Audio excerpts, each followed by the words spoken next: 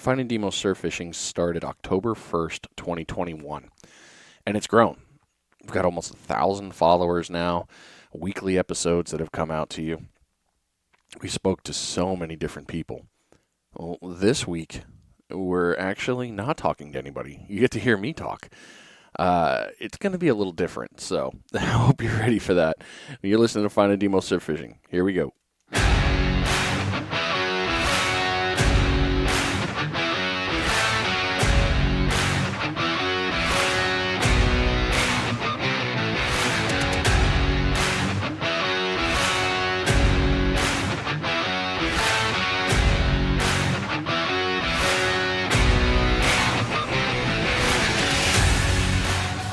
Yeah, buddy. Oh, I love it. Hope you're doing well wherever you are. Hopefully you're on the beach. Well, if you're in Florida, the current weather is anti-beach, it feels like. I don't know what happened. We seem to have detached from the earth and have moved 2 inches from the sun. But I do hope you're doing well. Whatever you got going on today, hopefully on the beach, maybe getting some fish, or you're planning your next fishing trip, or you're listening to Finding Demo Surf Fishing, getting some ideas on what you can do on the next round. Hey, who knows? Lots of great options. As I said when I started this intro, Finding Demo Surf Fishing's been around now for 40 weeks, and this week it's just me talking. I have a lot of things to really try to get out, and I'm going to do it in the fastest way possible. The first thing I wanted to say is thank you to all of you. You have made this what it is. This show wouldn't be here without you. We're finally up to just about 1,000 followers, and we have had great downloads, great streams, tons of great interaction and comments. I've had messages from a lot of you, and I appreciate and read all of them, and I respond to, I think I've responded to all of them, but I'd say 95% I've responded to. We're going to continue to do these. It's not going to stop. I'm not sending any kind of weird messages here about, oh, I'm done. We're just getting warmed up. One of the things I really want to bring into this is this. Thank you to everyone that contributed to this show. The first episode was Salty Pompano, or Salty McCrory from Salty's Pompano Rigs.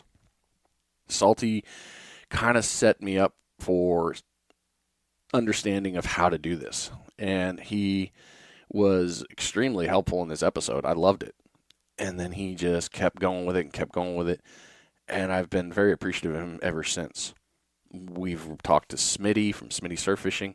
That's become its own monster. Him and I do the Panhandle Fishing Report now.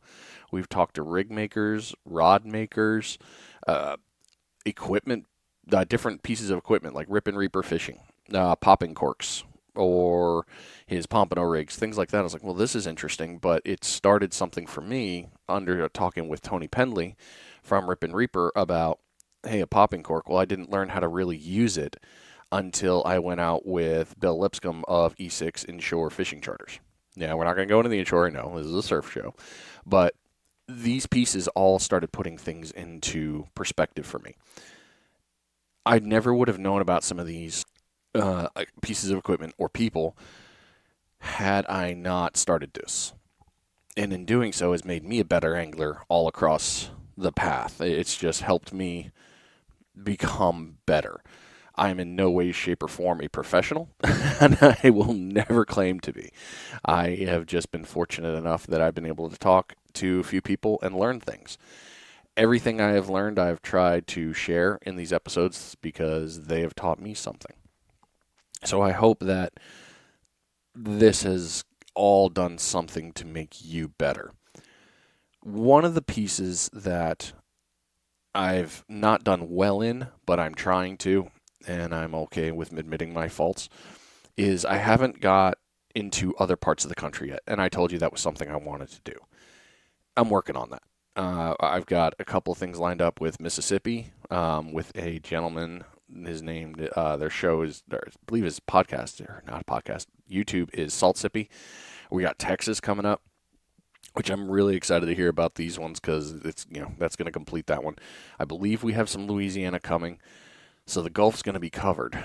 But I'm working on getting up and down the East Coast. We've talked a little bit into North Carolina, South Carolina. Hopefully we'll have some Delaware here soon, and I'm going to get a few New England ones. And speaking of New England, Bama Beach Bum and Ninja Tackle went up to the Cape. If you haven't seen that YouTube video, go check it out. It's really good. They had some grills, a great series, actually. It's not just one. But they went up there and showed about the fishing for them. It's not their common place to go fishing. They went there and they did the things that they knew how to fish and got some local knowledge and went out and they killed it. And that's one of the biggest things that I hope, as any person going into a new area, that was kind of a great example to be successful where you go out there. They talked to the locals, they got some knowledge, and then they got right after it. That is the premise and the hope of this show, is to give you some of that kind of knowledge in that area. It's going to take a while because I only do these weekly. I don't have a lot of intentions of changing the pace on that. But we will see how I can do that some more. Speaking of equipment, I had a great conversation with the sinker guy, Chip Brundage. You guys have seen me talk about him quite a bit. I've used his gear for a long time, and I love it. And his episode was really, really informative on fishing over in that area, but also about sinkers. Chip really pushed me in the direction of, hey, you need to figure out how to do a business. And people have asked me, how are you going to make money at this? And it's not a lot of listeners. It's other people in the industry. So I'm going to kind of give you a little thing in the podcast world. I'm not YouTube. I can't get monetized in the way that a lot of these other guys can, because I don't have the watch time. And in reality, if I'm being fully transparent with you, I can't see watching on the YouTube a podcast. It's a dead screen. I'm sorry, I don't get creative with my artwork for you to sit and stare and listen. But YouTube's not going to jump all over me until I get to their numbers. Well, I don't anticipate to get to their numbers. Facebook, Reels, Shorts, video game is where people are making their money. Unfortunately, in the podcast world, we're radio. For lack of any other example, it's just radio.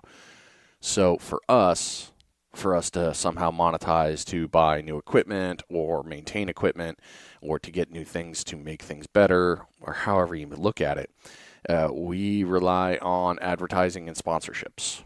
100%. I wish it was something different, but that's just how it is. So I have turned this, after Chip talked to me about it, into a business. Finding Demo Surf Fishing is finally a business, and I am going to start doing advertising. That's not going to change the show, because you've heard them in the show. You've heard the quick little advertisements of, the paychecks, the show itself. And that is designed specifically so I can get an income from this to buy more equipment. Right now I'm using a Zoom recorder. That's what you're listening to me on, and Bluetooth through there. Eventually I'm going to get a mixer to get it cleaner so you guys can listen to it a little bit better. And I'm always open to suggestions. So if you're listening to this podcast, you're welcome to send me a message if you have suggestions. I like them, even if it's constructive criticism. Hey, Brian, you suck and you should stop doing this. I appreciate those. I appreciate that kind of constructive criticism. It is what it is. At least you're telling me something. So you will see some other stuff coming out online about, hey, if you want to sponsor or anything like that, I'm going to do that. It's not going to change the pace of the show. It's not going to change any of the crazy things. You're not going to see a bunch of massive advertisements. That's not going to happen. But it's going to still be the same pattern it is. So thank you all for understanding on that and realizing this is how I'm going to grow. And I'm growing to make some bigger things happen here in the near future. All that being said, I wanted to tell you about I kind of want to answer my own questions here. One of the few that really changed my pace and patterns and questions was Blake Hunter of Real 30A.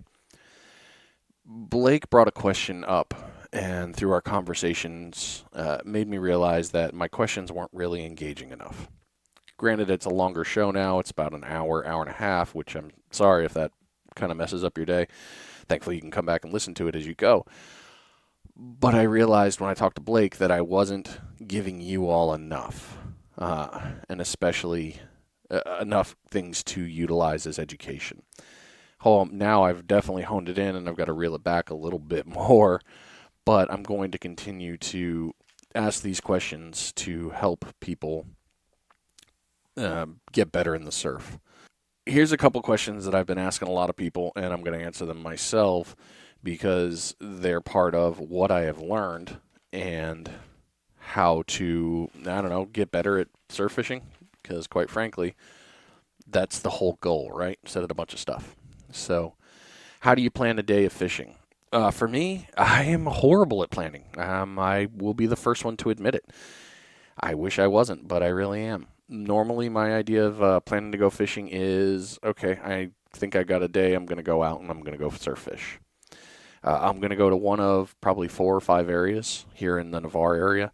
I'm probably going to go to Marine Park and look at the surf and possibly go there. I've also got a bunch of accesses, 38, 36C. Yes, I'm giving you my locations. By all means, you're welcome to fish them. It's not my property. I want you all to fish. There you go. Have at it. All the way down to Fort Pickens. But when I do plan to fish, what I do go look at right away is I'm going to look at a couple of apps. One, I'm going to look at Windy.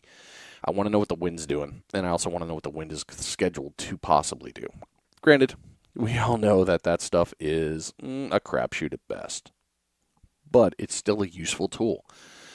I will also take a look at fishing guide or fishing reports on Panhandle surf fishing. I'll get a couple of ideas of what is biting where, when, and how. And then a lot of times I will use Nautitide. That one's on the market. I like that one because it's going to tell me pressures, it's going to tell me tides, it's going to tell me sun activity. Sorry about that. I want to know all these pieces because it's part of my planning. And that's within 24 hours, maybe 12 hours of me going out. So that's kind of how I figure out what I'm going to do and where I'm going to go. When I get to the beach, what am I looking for? I'm looking for rips first and foremost. I want to look at those because that's going to kind of give me an idea of where I want to play. I'm not always going to see the rip. It's been one of the hard things for me to find, and a lot of people have said that as well. I've gotten better at it. One of the favorite lessons I picked up was from, I believe it was Tony Fagioni of Fish Gum. We had a great episode as well. Lots of super information about Fish Gum, but also how he fishes. Very, very useful and packed full of knowledge that I learned from him when it came to YouTube in the beginning, and it really helped me out. Was look at how the waves are breaking and then look for the spot that it's not breaking as it's rolling in. That's a deeper spot. That could be a rip right there. So that's one of the few things that I look for. Another one I look for when it's that for the rip is I'm looking for almost an oil slick. Something I think it was my grandfather taught me was, if you see a bunch of chop and then you see smooth water, there's something going on there. That's something to pay attention to. So I've used those kind of things to set my lines before. When I do set up, I'm sorry. I'm also looking for holes. I am looking for the darker color water. I'm looking for how the color changes in the water. One of the lucky things we have here in Navarre is we've got crystal clear water probably, I'd say, 75% of the time, which is great because, it can really help you see what features are. And I'm going to use those features to my advantage. If I've got a nice big hole, I'm going to probably play a lot. I'm going to play a couple short. The rip or the cut. The cut I like to call is the highway exit. Basically, you got the big bar, and then all of a sudden you got a deep spot where it changes so they can come in and out. I target that. I'm going to throw probably behind it, to the right of it if I can, and then I'm going to throw another one shorter on that same one so that's right near the same thing. And then I'll try to target one right dead center of the highway as it's coming in because they're going to be running on the edges, but one might stray off to the side. My fourth one, more than likely, I'm going to throw it into the hole itself and short. And again, we'll bring Tony up here. The runt rod, I do have one. I don't fish with it nearly as much as I should, and I need to get better about that. But I'm going to throw one probably within the first 20 to 30 feet of water and let it sit with, more than likely, I'm going to use fresh dead shrimp or a sand flea. I normally use live bait for that rod. The reason being is, I've said it in pretty much every episode and every captain and charter person, and And basically, anybody in the episodes has told you that first 30 feet, there's stuff there. Whiting, pompano will come up short. I've seen Spanish come in that short. Well, ladyfish, you name it, they're all there. So, though we're slinging out 12-foot rods, sometimes we're overthrowing the fish, and that forces me to stay closer and hopefully pick something up. A lot of times I do. Sometimes I'll use the 9-foot dagger for that. I'll stay short, or the 10-foot over the bar, the rod that I have. I will keep that a little bit shorter, just for that reason. Okay, so that's that one there. How do you set up and stage your gear on the beach? Well, I kind of talked about that. So I'm going to use anywhere. Normally, I'm going to use 4 rods, 2 Ninja daggers, an Achios 13. I believe it's a Fury that I won from Mark Burford of Florida Surf Tackle, and then my 12-foot, actually from Mark, the Bullet. I love that rod. It's another one that I can throw and go from there. Now, when I started fishing, I didn't have any of this cool higher end gear. I actually never planned on getting there, but thankfully my RV job that I do in life has been fortunate enough to bless me with a little bit of extra money here and there that I can save up, and I can buy a couple new rods and reels from there, and it's been helpful. But when I first started, I was fishing 2 12-foot Okuma longitudes, a beach runner that was 11-foot, a 10-foot Battle 3. That was pretty much that was my setup. And it was fine. It did great. All of them did great. The 12-foots were that's where I learned to cast. That's where I learned that I needed better equipment for casting, where I needed better line, why I needed shock leader. All of those were great trainers for me to get started, and it didn't cost me an arm and a leg. So, I brought in plenty of fish. If you go back into my history, I've got pompano, whiting, Spanish, ladyfish, flounder. Flounder was a great one. That was kind of crazy. And just monster black drums, redfish. It's all been great. And I've used all that same equipment, and it wasn't a problem. So, though I talk about a lot of high-end gear too, don't get me wrong, that gear is awesome, and it serves its purpose that I need now when I fish. But when I started, I didn't have to go all out for that. I used starter gear, and it was great. A lot of lessons learned, not to mention how easy it is to break a tip. I've broken several tips, and thank you, Half Hitch Navarre, for always helping me get them fixed. I didn't think I'd mess that up as bad, but I truly did. So thank you guys. What do I use? Rigs, baits, sinkers. Rigs-wise, I have a myriad, thankfully. And it's been mostly because of all these listeners, or all the contributors. I use Salty's Pompano rigs. I've used Rich Vidalich's rigs, Frisky Fins, Get 'em Green rigs, Rob Foster's Rogue Reels rigs. My own, I've tied up a lot of my own rigs. I've used them all, and they have yet to make me say, okay, these suck, I'm just going to do my own thing. They are great rigs. I love them. Now, do I modify some of them? I will admit to you, yes, I have. I have changed out the hooks a couple times after maybe a couple hookups. I've changed them out there, or I have changed the beads a little bit. Up and down from their rigs, or maybe I've moved the top one to the bottom one, and that's just a little bit of adjusting I've done. Now, do I take away from their rigs? No, they're exactly the same. They're just a little bit modified with normally what's on there. That's not a bad thing at all, so don't take it as any kind of, bad omen. Chip sinkers have always been my go-to, and they haven't failed me, so I continue to use that. Where do you cast your lines? I already told you that. I told you all about the cuts there. Oh, one thing I didn't put. For live bait, so I like to use fresh dead shrimp from Half Hitch. I will go there. You get all the ones that died within 24 hours. They bag them up and put them in the freezer. I go grab them. I grab a couple bags, and then I bring them home and divvy them into smaller bags, so that way I'm not burning through an entire monster bag and killing a bunch of shrimp for no reason. But I cut them down thumbnail size. Sometimes I peel them, sometimes I don't. Just kind of go with it there. And then with the whiting or ladyfish, I'll use fresh fish. Fresh dead is great. I'll cut them down. Frozen, I'll use it too. Mullet's my preference. I will be using Boston mackerel here in the near future. Sword, our recent episode with Stephen Connor Joe, they brought up some really cool information about that. And with Boston mackerel, I didn't even think about it because you use it on the boat all the time when you're out doing charters and party boats and stuff like that. But it is a super stinky, oily fish. Great fish to utilize. So I'm going to start utilizing that when I can get my hands on it.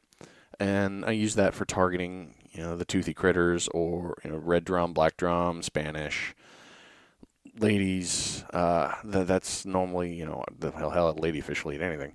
But I'll always target with some cut bait. And normally one of two things. I'd say most of the time if I'm going to do it, I'm using Rogue Reels, Rob Foster's Red Drum rigs. Those are my favorite. I really like those for going after that. And then the Longest Cast, his rigs for Red Drum, great rigs. So I'll use one of those two and go just try to get after it. The one thing I've noticed with those is you got to really kind of plan, like, hey, it's a bigger hook, which, of course, big hook, you got to plan on your bait. I've had to learn how to bait it better, so that's been a fun learning experience. But again, great rigs, love them. I have nothing bad to say about them at all. One of the most, what is the next question I normally ask people? Oh boy, as I go through the notes here, this is just how my normal day goes, right? What adjustments do I make while fishing? My normal thing to do when I talked with Blake Hunter of Real 30A at a seminar, he had told everyone, so it wasn't me talking to him, I guess he was teaching us, is the cell phone tower mentality. You got the one bar, 2 bar, 3 bar, 4 bar, stacking them that way. And one thing that it did for me was it kind of gave me a reinforcement off of what Bama Beach Bomb Matt Isbell said in one of his podcast or his videos on YouTube, was zone awareness and zone targeting. Blake and his together put me in a position of like, okay, cool. I need to go, 50, 70, 90, 100, maybe in the yardage, and then change it up a little bit and move it up and down. I will move from time to time. I don't like it, and I will be the first to admit it. I'm not a fan of moving, but if I have to, I will. One thing I was doing for a little while was I was leapfrogging my lines. So if I wasn't catching something, I would move. My normal rod count is 1 to 4 from left to right. If I'm not catching something, I'm probably going to look around and see what I missed, and then I'm going to move into a direction. Normally, my direction is 4 becomes number 1. So I'll leapfrog back to the left, 10 more yards, and just continue to do the same thing going down the beach until there's some success. I've only done it a couple times. It's yielded some success for sure, but on the same one, it was probably because I wasn't in the best area and I didn't plan very well. So that's on me, but that's something I'll adjust. After I get a bite or two, I will try to remember how I did that line. And one of the things I was doing for a long time is I was actually keeping a logbook next to me and I was writing stuff down. Eventually I changed that, and then I started writing it in the sand into, what it was. It was like, all right, hey, max cast, so MC, and then it was whatever bait was on top, crab or shrimp or whatever it may be. I put it on there so that way I knew, okay, cool, that's what I used, and that way when I bring the fish in, because my memory sucks, I can see what hook it was on, and now I know, oh, hey, they targeted this. I guess I'm bouncing around a little here, so I'll back up. That's also something I do with my bait, is I'll alternate whatever's on the rigs. So top rig could be electric chicken, and then the bottom rig could be sand flea flavored fish bites. But normally, yeah, if you were to reel in one of my lines, 9 times out of 10 you're gonna find fish bites on there, and then a live or dead bait, or one of the real baits, if you will. if I've got a crab, electric chicken, which has been my big one for this year, that's been my hitter. You'll probably find a piece of the crab, electric chicken crab, and then you'll probably find a crab knuckle. I'll put them on there together, and then we'll find and see what happens. On the bottom, it could be pink shrimp, and then a piece of fresh dead shrimp. Those two together. So now I know with what my notes were and what things were there, what I've been doing, what I've used. And then what I'll do is I'll adjust my lines to that bait, that color, that scent profile on the top and bottom if I'm using double droppers. And then the range. Was it max cast? Was it long cast? Was it medium cast? Was it short cast? And then I'll move everything to that zone. A lot of information, sure, but I'm going out to be successful. I want to catch these fish so I can bring home dinner and be good to go and set up my freezer for the hiatus times. I don't know the best method for tracking, but that's what works for me. I did use my phone for a while. I'd put that number there and kind of make it work, but that was kind of the start of how it all came together. Since then, I've kind of maintained the exact same posture, but I've added a few new other things to my fishing plans. I always keep I always keep at least one or two. It depends, but normally it's only one rod with a lure on it. Whether it's my 9-foot dagger with a ES lure, or it's my 10-foot over the bar with a GI Jigs rig. Those setups, it just depends. Sometimes I'll have one of my other inshore rods, maybe the Shimano Claris or the St. Croix Mojo. I'll have one of those too, with maybe a spoon or a popping cork or a topwater. It's just kind of, there's a lot of things to have ready, but I try to keep one, maybe two rods on there, depending on what time of day I've gone out, to at least try to attract something with a spoon or the other lures. And that has yielded a lot of success. One of the things that I haven't seen that everyone talks about is the blow up in the water. I think I've seen it once, and I was like, oh, cool, let's target it. And I foul hooked a bluefish. So, yeah, that was a fun experience. But no, the other times too, when I'm not paying attention, perfect example as I was testing the 10-foot over the bar and just throwing a spoon, max drag, just launching it out there. I want to see how far it can go. I want to feel the retrieve. I want to feel the bumps and all that. And I landed a PB bluefish. Huge fight, a lot of fun. Like, wow, they didn't expect this. But I didn't see anything blowing up in the water. He just happened to be swimming by, and the school was under there, and they were just getting after it. And hey, cool, I caught one. So the blow up thing is a cool part, but I've never seen it like that, and it's always good to have that rod on standby. An episode I've been promising all of you is one with FWC. And I have the questions written down, and I went back and I had everything from the other people that wanted me to ask questions. But what I noticed is a lot of the questions were all policy driven. One thing I don't do on Finding Demo Surf Fishing is get into policy, politics, any of that stuff. And I won't. I have no want, need, or desire to do that. With FWC, I have several generic questions that can be found a lot on their FAQs, but I also believe that I have a few questions that are not on there that I think should be answered. And I appreciate everybody's patience with that episode. I just want you all to know that if you have policy questions and things like that, you absolutely can reach out and ask them those. It's just not really my plan with this episodes or any of these my show or anything of that to engage in anything of that nature. Policy is a whole different world, and it's just not something that I'm looking to jump into. Moving into the after catch part of the game, I had a great episode with Allison Real Love on Ikejime. And you've seen the two episodes, and I'm sure you're all like, oh, you're talking about Ikejime again. I am, because I believe in it. The idea that I was, you catch a fish and you can keep it in the fridge for 2 days and then it's gone, that was kind of heartbreaking.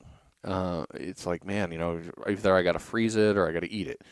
Anything I catch to bring home, it's getting in there. I'm going to eat it. It's for my family. It's for me. It's great. I love fish. It's delicious. And When Allison told me about Ikejime, telling me I could have it last longer with a better quality, it really started me down that path. Now, admittedly, you heard me say it in the episode. I thought it was mostly about a more humane, fast way to kill the fish, dispatch it, and then take care of it from there. But I've learned since then it's so many more things, and you can tell the difference in the fish. You really can. It's minor, but it's there. Sword had recently, when we did our episode, we talked about it. They're doing it, and they believe in it as well because it's preserving their catches, and they're catching great fish. I mean, they're out in their boats a lot, so they're catching these big monsters, and it's helping them take care of their catch lasting longer and better tasting. There's a bunch of others. Mark Holtz, if you haven't heard of him, we talk to him every couple weeks on the Panhandle Fishing Report. He is also he's a offshore captain, but he does it as well. He believes in it for the same reasons. It's better fish, takes better care of him, and he's gone into a lot of it. But there's something to be said if a bunch of people are doing these things, this one process, Ikejime, to preserve their catch. It means that it is real. It's not a fad. It's not some, oh, that sounds cool. They're doing it to make their fish better. I'm a fan. I'm not going to stop talking about it. I'm not going to stop doing it. I'm going to continue to do it. And thankfully, I now have a brand new blade, thank you, Sword, for Ikejime as my primary. Now I have a better blade for cutting the tail and also bleeding the fish. It's a great episode. It has a lot of knowledge, and I do believe in the process. So if you'd like, go take a look at those episodes. That's with Allison, Real Love. You'll find 2 of them. It is labeled Ikejime, and You Had Me at Brain Spike. But it's a great thing. With that, after that, we talk about cooking. I am not a great cook. I wish I was, but I'm not. I use a cookbook for just about any meal I make, except for hot dogs, beans, and french fries, or maybe the occasional chicken nuggets. Had some great conversations, one especially with Cheyenne Rebecca. Cheyenne, the Southern Yankee, puts on a lot of great stuff on her webpage and her Facebook stuff about how she's cooking her food. Really easy to follow, and she's very responsive, but if you're looking for something other than fish tacos, take a look at her page. She has done some stuff. It was because of her that I tried making pompano rangoons. Really kind of a weird thing. I sucked at it, but it was still tasty. A fun little treat to change it up. But I've also started making fish cakes. Really good. Definitely enjoyed it. Ceviche, I got that one from, I believe it was Life for Real. Got me down to that path, and I was like, oh, okay, I got to continue to do this. Found my own recipe online that I really like after a couple, and just following. After the catch, there's a lot of great ways to make your fish. You just got to decide which way you want to do it. Some are more time intensive, some are not. But these fish are so good, and there's just so many ways you can adjust. I really recommend giving it a try. Coming up episodes, like I said, we're going to be talking to other states. We're going to get more into those because, as I said, with the first thing, episode 1, I want to bring you information throughout the whole country so that way if you're going to that area, you have an idea. I want to talk to the charter captains in those areas because I want you to have a contact if you wanted to just go out there and fish with somebody. Now you have a resource. You could still book a charter with them, which was not a horrible idea because it's always good to know you're going to go travel somewhere and catch fish, not just go out there and say, I can do it. You absolutely can. But getting the person or people that are in that area that know it is never a bad day. So definitely go, definitely I'm going to continue that, and we are going to expand. YouTubers. Yes, I've talked to them. Yes, I've seen it. I know a few of you are like, why are you talking to YouTubers? They've got all their stuff online. They absolutely do. But there's more to the YouTubers episodes than just their channel. I want to bring you the story of them. And, oh, well, look at that. Huh. I failed you guys.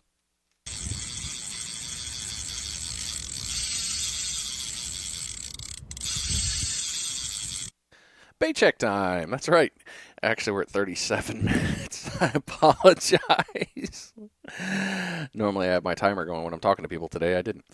Bait check. Bring it in. Check it out. Make sure it's good to go. If you need to change it up, throw it back out, get back to fishing, because that's what we do. The YouTuber's story is more to me is more information about how they just got to where they are and how they fish and all these pieces. Now, yeah, you can pick up a ton of that knowledge on their episodes. You really can. But with 45 minutes to an hour of their time, they're giving you a little bit more about how they fish, why they fish, what got them there. I wanted to give you the more behind the scenes, if you will. And hopefully it's helped some of you. They've all got really good stories about their lives. I mean, a recent one was Tony Tackle, Tony Chipman. Fun, hilarious YouTuber and a great dude. Talked about how he started it. You know, it was started up for him and his kids, you know, about it them, and all of a sudden it's grown into what it is now. But these pieces have built him to where he is. Now you go take a look at his channel, tons of knowledge. Every episode, he's got something to tell you. It's just a matter of what you pick apart. So, Tony Sfagioni, Fish Gum, did him recently. Again, same thing. Tells you how he fishes, tells you how he runs, all those ones. Bama Beach Bum. He has hours of content, and he didn't have to come on the podcast at all. I have nothing to offer him. I hate to say that. But while we were talking, I still picked up other nuggets that I hadn't seen through his YouTube. I picked up things I didn't know about him. But that was the piece that I was capturing was I wanted to know more about the person and give that to you. They're awesome people, and hopefully you picked something up from that. I know I did. I got a lot of flack. Oh, wow, I just rapid fired there. I got a little bit of flack about rod makers and custom rods. And I didn't understand why I was getting that kind of negative feedback until I realized I wasn't hitting the kind of core things that I needed to hit. Mike LaRusso was one of the perfect ones to say that about. Mike really kind of gave me everything he could about his stuff with his custom rods, but I didn't really dig into his fishing, and that was a horrible move on me. And I did a disservice to Mike in reality there. And I definitely I need to pull him back on and have another conversation. But when I started having a conversation with Mott's Custom Rods, Wes Mossinger, sorry, Wes made me realize that I needed to ask better questions about the rods. Now, does everyone need a custom rod? No. Nope. I'll be the first one to admit it. And they'll tell you the same thing. Wes actually did. But there's other processes that went into that they were building these rods with that thought process of, what do you need it for? What do you want to do with it? How do you want to build it? That went from his to Frisky Fins. James also started explaining to me more about there is more than just surf rods, for one in particular, but how they fish, how they adjust it, and what the conversation pieces go. Because these are custom rod guys were making these rods for you. Are they more expensive? Yeah. Hey, we all know that. Custom something is going to cost you. But that rod was probably something specific that you wanted. I picked that last piece, really, it hit it harder for me when I talked to Sean Lawless of the Lawless Tide. Sean had a specific rod made for sheep's head. And he has another one, I can't remember what it was for, but he brought it up on the Panhandle Fishing Report. He explained why these rods that he had were done the way he wanted, for what purpose. All these things put together made me realize, all right, I need to do better with the rod episodes because there is more to just, oh, okay, cool, yeah, what blanks and the guides. Does this mean anything for you? Sure, you may want a custom rod one day, but they gave you a bunch of other information about their fishing styles, where they fish, how they fish, and why their rods were built the way they were for that. So big picture, all of that really kind of brought it together, if you will. I had a great conversation with Fish Bites with Brett and his episode, and it was littered with knowledge on the product, how they use it, and I learned so many things. One of them in particular being that their Fight Club series, the soft plastic lures that they have, is actually full scent. It's 100%, it just gets eaten up and it's gone. It's just biodegradable. It's not that, if it pops off, it's not like one of the other ones that's soft plastic that just kind of hangs out. But the pieces that helped me with fish bites and learning about their stuff, though I knew it, I actually got to go to the factory and see how they make it. And it's an art. I didn't realize how much goes into making these baits. There's not much I can tell you about it if we're being honest. If you want to know about it, you're going to have to reach out to them and maybe get yourself set up to take a look. But it really helped me understand what thought process goes into making these baits for us to catch fish. And how Brett, started out fishing and then moved to where he did with the surf and how he likes to fish. That actually helped me when I went out and did some inshore. And it kind of gave me other thoughts on what to use, how to use it, how to throw it. So I never would have known that had I not had this conversation with Brett and Fish Bites. And I did. I went out with, like I said, I went out with Bill Lipscomb of E6 Inshore Fishing Charters here in the Navarre area, Fort Walton Beach. And I caught a red drum on one of the Fight Club series on a jig head. I don't know how to throw it. I didn't before, but after talking with Brett, I learned a lot more of it. And then Bill taught me a bunch too, so I could actually use these things properly. But all those pieces put together has brought me to that. I want to learn how to be a better angler in all aspects. I bought a kayak. I do have a kayak. I'm going to start using it more. I'm going to go out on boats more if I can. As long as the money's coming in for the business, I can go out on boats. Hopefully, I'm not closing down my RV side because, it keeps food on the table and keeps me fishing and having fun. So I'm going to keep doing that because it's going to bring me more knowledge that I can share as we go, whether it's here or the Panhandle Fishing Report, all those pieces. And that's always kind of been my goal. So out of this whole 45 minutes that I've been flapping my jibs, and I know it's a little bit random, and I apologize. I try to keep it into this pattern, and my notes were, but it's a little bit off. Kind of my standard here. I can talk very, very long for no reason. Is thank you for everybody because you're helping me become a better angler. I hope that my episodes are helping you become a better angler. Hopefully, I will continue to be able to bring you good information throughout the country on fishing, how to fish, where to fish, what bait to use, what they're doing. And in the end of this, we're going to see where it goes. I will have some more episodes here that of listeners. Jacob Williams, bring him back into this. He's a listener. He dedicated himself, my troll, and he's a good dude.